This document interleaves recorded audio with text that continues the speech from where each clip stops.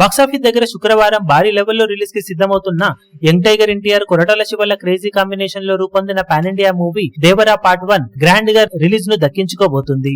Already overseas లో pre bookings పరంగా mass రచ్చ చేస్తూ దుమ్ము దులిపేసిన ఈ సినిమా ప్రీమియర్స్ అలాగే వీకెండ్ గాను నార్త్ అమెరికా నుండి $2.55 మిలియన్ మార్కును బుకింగ్స్ ను ఆల్రెడీ సొంతం చేసుకోగా టోటల్ ఓవర్సీస్ లో ప్రీ బుకింగ్స్ లెక్క $2.9 మిలియన్ మార్కును దాటేసింది.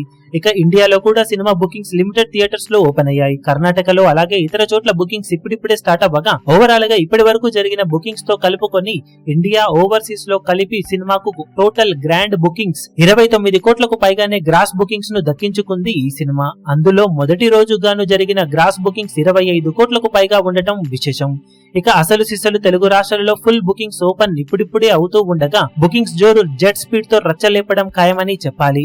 ఓవరాల్ గా రిలీజ్ రోజున one of the biggest openings ని దేవరా మూవీ అందుకునే అవకాశం ఎంతైనా ఉంది. ఇక హిందీలో సినిమా బుకింగ్స్ ఎలా ఉంటాయన్నది ఆసక్తికరంగా మారగా ప్రెజెంట్ ట్రెండ్ చూస్తుంటే సినిమాకి ఇంకా బూస్టప్ అవసరమని చెప్పవచ్చు.